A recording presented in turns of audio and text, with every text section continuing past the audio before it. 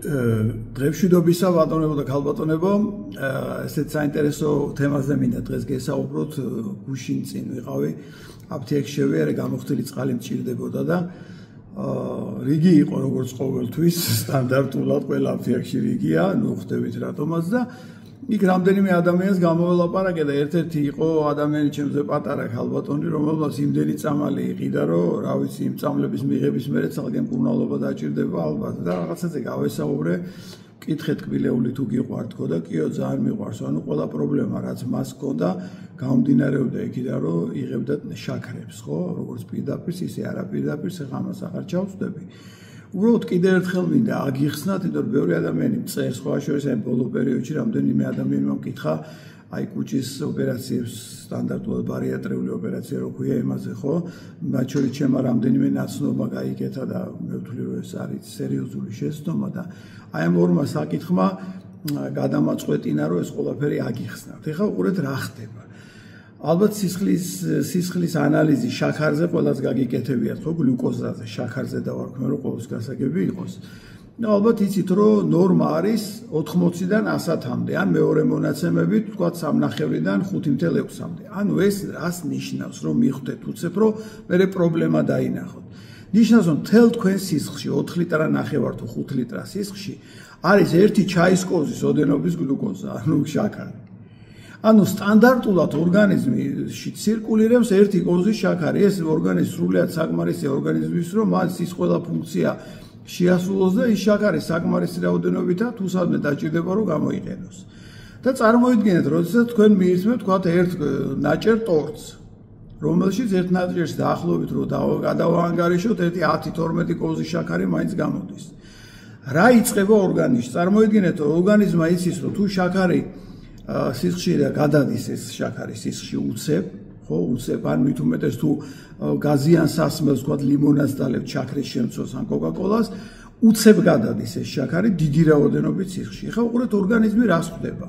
თუ ეს შაქარი ჩქარა არ მოაცილა სისხლიდან, იწყება საკმაოდ რთული პროცესები და ორგანიზმი იწყებს დანგრევას. პირველი, შაქარი უერთდება ცილებს, უერთდება ფერმენტებს, ჰორმონებს, ანუ ყველანაირი ცილა გამოყავს წყობრიდან და იცით რომ ჰორმონი, ფერმენტი, ყველაფერი ცილის, იგივე ჰემოგლობინი, ეს არის ცილის მოლეკულა, რთული მოლეკულა, ხო? უერთდება ამ მოლეკულებს შაქარი და იწყებს მის დანგრევას. მეორე, იწყებს სიძარღვის კედლებზე მიმაგრებას და შიდა კედლის ენდოთელის დაზიანებას. ორგანიზმმა ეს ყველაფერი რო იცის, დიდი რაოდენობით, ესე იგი პანკრეასი, კუჭუკანა, ჯირკვალი გადმოისვრის ინსულინის სისხლში და ჩქარა ცდილობს ეს შაქარი წაიღოს და სადმე შეტენოს, სადმე დამალოს.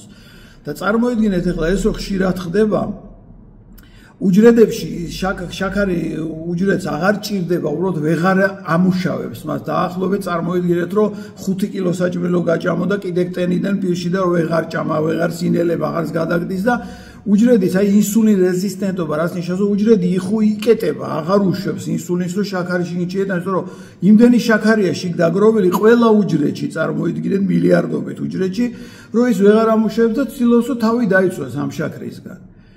ხო, უჯრედში კიდე იმისთვის, რომ ეს შაქარი რაც უკვე არის გადაამუშავოს, ჭირდება უამრავი ნუტრიენტი. იცოდეთ, რომ ყოველდღიურად ჭირდებათ 180 ნუტრიენტი, ანუ ნივთიერება, ეს არის მიკროელემენტი, ვიტამინი, მინერალი და ასე შემდეგ და ასე შემდეგ.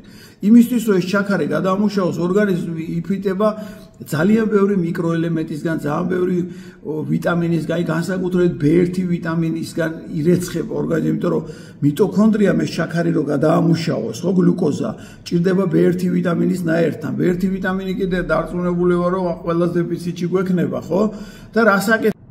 და რას აკეთებს ორგანიზმი, ხო? ამ B1 ვიტამინს კაჩავს ნერვული ქსოვილისგან, ხო, ნერვულ ქსოვილშია B1 ვიტამინი, იმის გარეშე ნერვული სისტემა, ტვინი ნერვები ვერ ფუნქციონირებს და იმიტომ არის, რომ ვინც ბევრ შაქრებს იღებს, მერე ფსიქოემოციური პრობლემები ეწყება და მისდევს სხვაგან ეძებენ. ანუ ეს პროცესი, წარმოიდგინეთ, რამდენად რთული პროცესი. ჯერთი იტვირთება კუჭუკანა ჯირკვალი, ანუ პანკრეასი. ამავე დროს აი მინდა დავაკავშიროს ოპერაციები რო კეთდება და რატო კეთდება ძირითადად, რომ აი მეორე ტიპის დიაბეტის დროს, ჭარბი წონის დროს.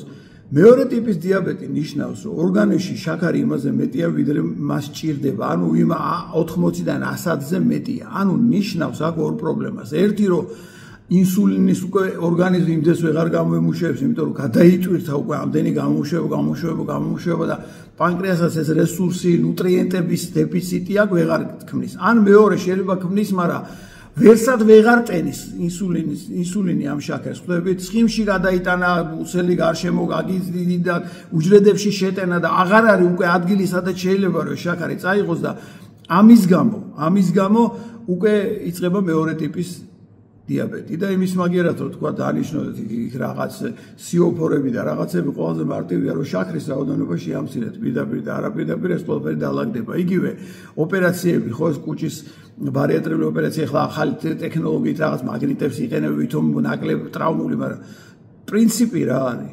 რომ ოპერაციით ცდილობენ რომ გაიძულონ ნაკლები საკვები მიიღო. თქვენ თუ შაქარზე ზიხართ ხო პირობითად. იმ შაქარს ისევ მიიღებთ, ისევ დაანგრევთ ორგანიზმს, ისევ პრობლემას გაიჩენს. იმის მაგივრად რომ პირიქით შაქარი შეამციროთ და ნუტრიენტების რაოდენობა, ანუ სხვა აუცილებელი ნივთიერებები მიიღოთ, რომ ორგანიზმი მოაწესრიგოთ, რას აკეთებთ? კუჭს ამცირებთ, ნაკლებს საჭმელს ჭამთ და იმ ნაკლებში ისევ უმეტესობა შაქრები იქნება, იმიტომ რომ მიზეზს კი არ აცილებთ, შედეგზე მუშაობთ. ანუ კედლები დაგებზარა და კი არ გავამაგრეთ, გარედან გადაშმაკლეთ და შეღებეთ. და პრობლემები კიდევ უფრო მეტი იქნება, იმიტომ რომ ამ ბარიატრიული ოპერაციის მერე საჭმელს იმდეს ვეღარ მიიღეთ, ანუ შესაბამისად სულ ერთავად ნუტრიენტების დეფიციტში იქნებით და კიდევ უფრო მეტი პრობლემა შეექმნება ყველა სისტემაში, იმუნურ სისტემაში, ორგანოებში და ასე შემდეგ და ასე შემდეგ. ანუ რისი თქმა მინდა, ბევრად უფრო მარტივია შეცვალოთ კვება, არ გეგონოთ რომ შაქრები ორგანიზმში შაქარი აქ იმდენი დარეზერვებული, ხო, ღვიძლში, კუნთებში, ხო, გლიკოგენის სახით. და თუ ჭირდება, ქვია, გლუკონეოგენეზი, ანუ თვითონ ქმნის სხვა სხვა ნივთიერებებისგან, ცილისგან, რაღაცისგან შაქარს თუ დაჭირდება ორგანიზმს სხვა შაქარი არ ჭირდება. შაქარი ეს არის იგივე ნარკოტიკი სამწუხაროდ, რომელზეც შემჯდარები ვარ და გემრიელია რაღაც ფსიქოემოციური თვალსაზრისით ზოგი ნერვების დასაწყნარებლად, სინამდვილეში კი არ აწყნარებს ნერვებს. შაქარი პირიქით ანადგურებს ნერვულ სისტემას. ანუ ეს მინდოდა აი შეძლების დაგვარად ამეხსნა რა პროცესებია და რატო ამ მნიშვნელოვანი ის კი არა რომ შედეგზე იმუშაოთ, პირიქით მიზეზი მოაცილეთ, აღარც დიაბეტი გექნებათ, აღარც ოპერაცია გექნებათ, გასაკეთებელი ახალ ჭარბი წონა გექნებათ. ჭარბი წონა უცებლაგდება, აი სულ რა მოიღოთ შაქრები, თქვა 1-2 კვირით, 3 კვირით, ხო? დაიკლეთ 5 კილოს, 10 კილოს, 15 კილოს. სასწაული ხდება. დანარჩენი არაფერი არ გინდათ, არ შეზღუდოთ, ყველაფერი მიირთვით, რამდენის გნებავთ. და ცხიმები, ცხიმზე ინსულინი საერთოდ არ რეაგირებს. არ გეგონოთ რომ ცხიმს რასაც იღებთ ის ლაგდება, ვერ ლაგდება. ცხიმს ალაგებს ინსულინი და ინსულინი ცხიმებს შაქრისგან ალაგებს და ინსულინი ცხიმს არ ეხება საერთოდ. ანუ რამდენი ცხიმიც არ რომ მიიღოთ, ინსულინი მას ვერ მოკიდებს და ვერ წაიღებს და ცხიმებში და ქორნებში და მუცელში და გვერდებში ვერ ჩაგილაგებს. ეს მთლიანად არის შაქარი 100%. იმედია რომ რაღაცა წინ გავწიეთ საქმე და რაღაცაში დაგეხმარეთ. მადლობთ ყურადღებისთვის და ნახვამდის.